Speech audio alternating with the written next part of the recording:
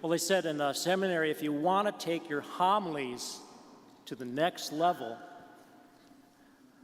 here's what you got to do. You got to do this.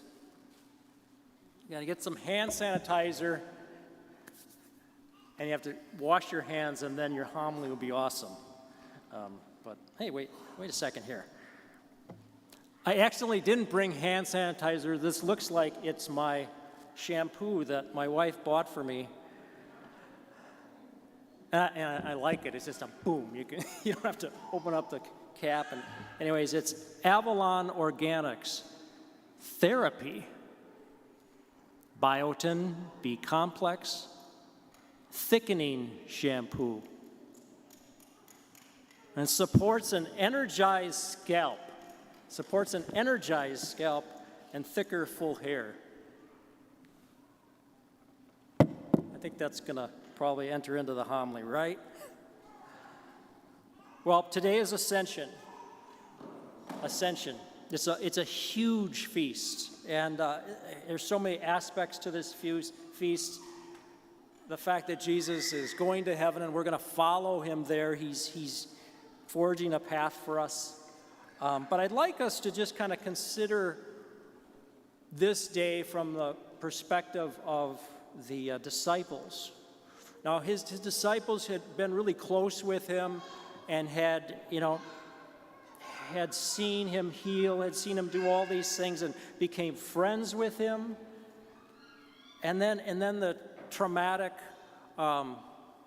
crucifixion happened, and their hearts are just broken. And then Jesus comes back. He is raised from the dead. They see him again, maybe. They did. And they thought, well, maybe we're going to be able to spend the rest of our lives with him.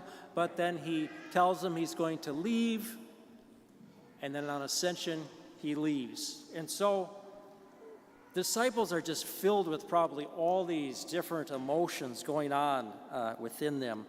And I think one of the things I'd like to focus on in this homily is one of the feelings I think they were thinking and feeling was anticipation, that they had remembered that Jesus had said some things about him. So they weren't quite as sad as you and I would have thought that he was leaving, that they knew he had said that he was going somewhere and that they would follow him.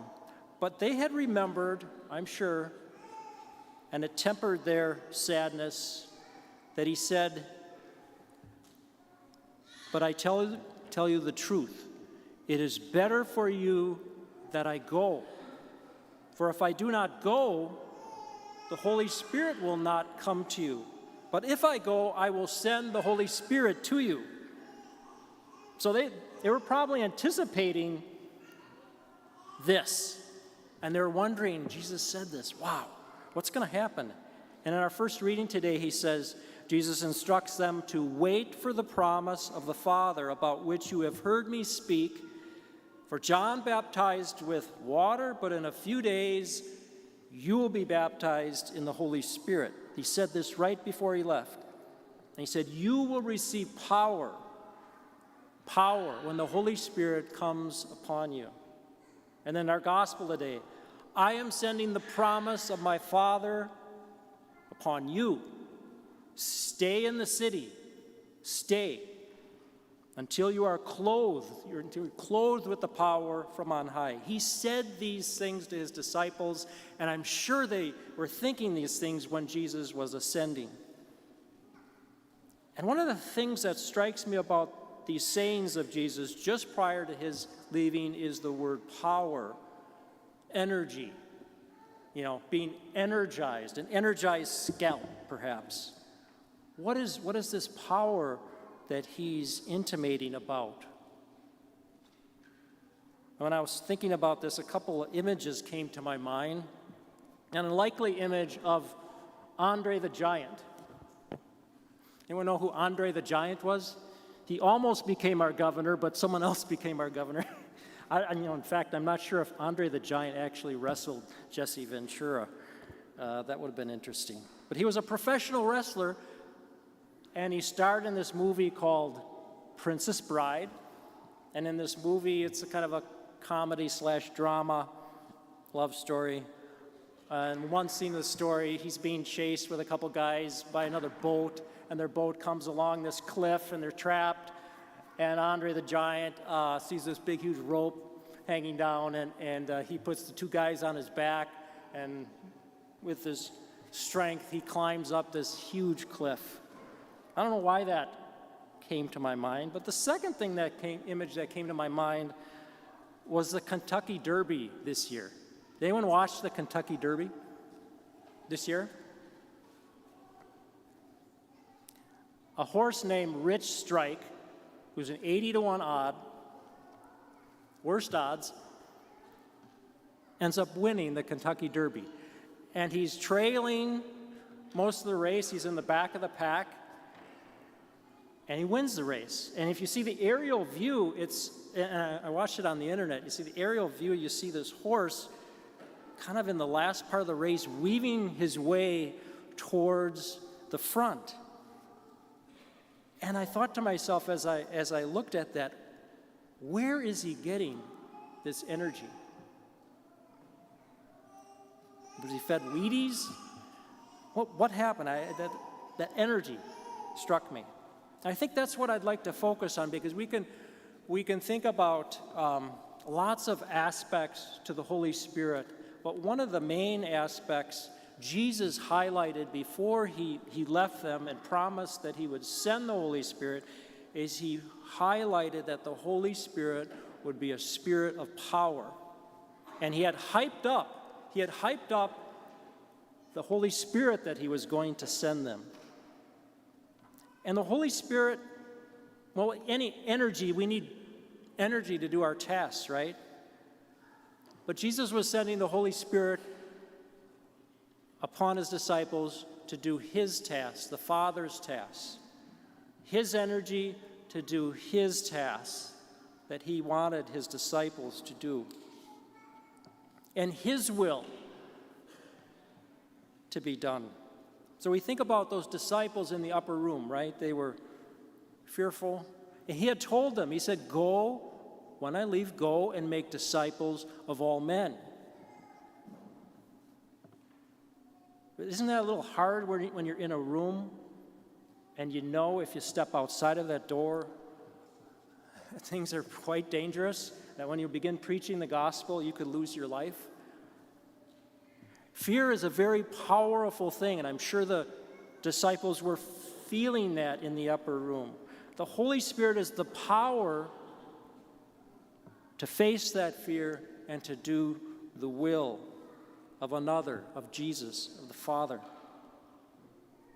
And remember, Jesus had told them to announce the gospel to all men.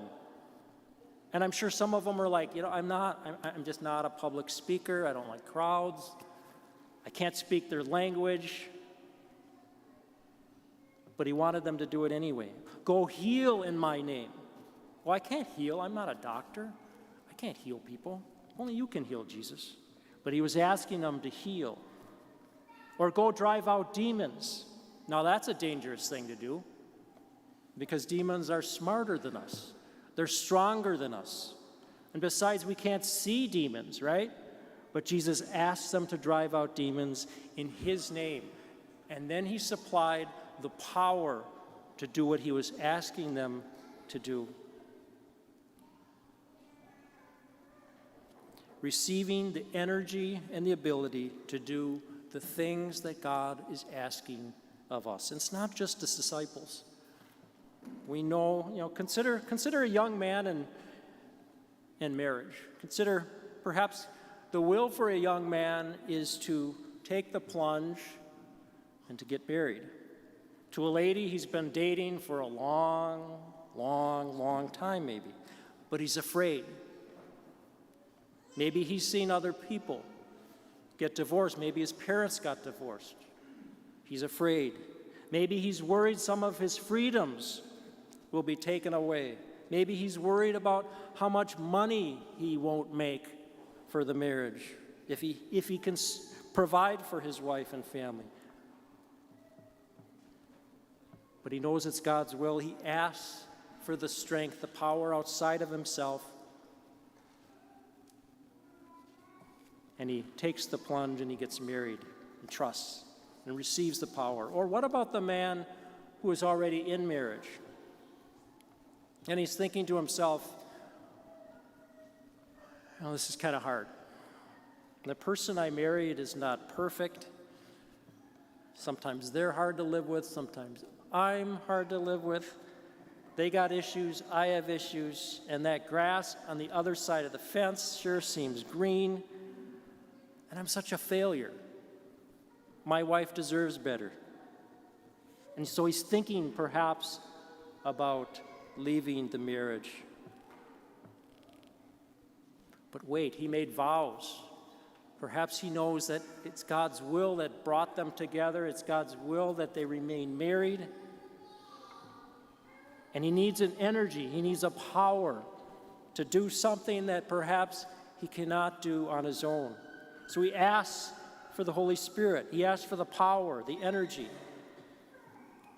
And like Rich Strike, the Kentucky Derby horse, he doesn't give up because he's at the back of the pack. He has the power. He starts clawing his way back in his marriage forward.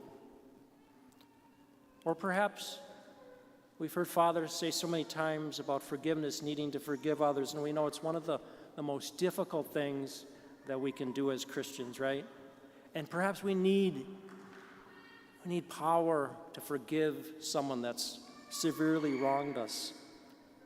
Have we ever thought of asking for the energy or the power that we don't have, that's outside of ourselves, to do what we know God is asking us to do? If you're like me, I think you make the mistake of kind of when the church holds up these saints on pedestals, we got 3 of them there, we think that these people just were wired differently or just were special in some way. But we fail to realize and count on and consider that perhaps God was giving them something outside of themselves, an energy to do what he was asking them to do, like he did with the disciples in the upper room. So perhaps like when we think about a figure like Maximilian Kolbe, who was in a Auschwitz death camp, and this married man was sentenced to death, and so he volunteers to take this married man's place. Where did he get the power to do that? We can think that he's some special superhuman person. We fail to consider that perhaps at that moment, like the martyrs of the church, they were given the energy and the strength to do what God asked them to do. Or the Jesuits, perhaps, who came to this land here, our country, and encountered dangerous Indians. Have we ever, we don't quite factor in that perhaps these weren't just superhuman athlete guys who could do anything and withstand pain. Perhaps we're not considering that they received the grace they needed to do something difficult. Or perhaps we look at a nun in a cloister, we don't realize that perhaps there's the energy of the Spirit pulsing through their veins that's making them happy, that's making them want to separate themselves from the world. Or our priests who give up family, who give up wealth, freedoms, to be wedded to this church. Perhaps we don't consider that Father Erickson has this power that's being given to him that we don't see, but it's powering him to do what God is asking him to do. We think he's just a super strong guy, right? So sometimes we make the mistake of not factoring in the outside power that God gives us. And we also make the mistake of not asking for it. Simply not asking for it when we need it. And that's what I encourage you to do today. So on this Feast of Ascension, the disciples had a lot of different emotions and thoughts going through their head. And they were remembering the words of Jesus, and they were looking ahead to a life without Jesus, and a difficult set of circumstances. but they're waiting and praying for the Holy Spirit that Jesus said he would promise.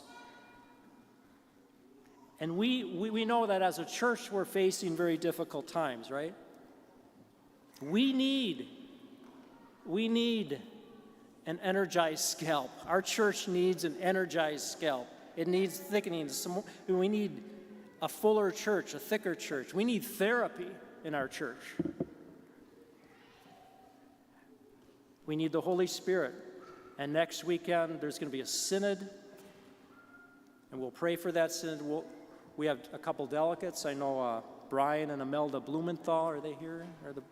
Okay, there they are. They're trying to hide. There are delegates. We can pray. Raise your hand. There are delegates. I'm a delegate. I'm one of 12 deacons. Father's going to be there. It's a time that the bishop is leading our diocese into to ask, what is your will? What direction should we take? Should we go north? Should we go south, east, or west? We can't go anywhere if God doesn't supply us with the grace and power of the Holy Spirit. And he will if we ask. Lots to consider this beautiful day of the Lord, Ascension Day.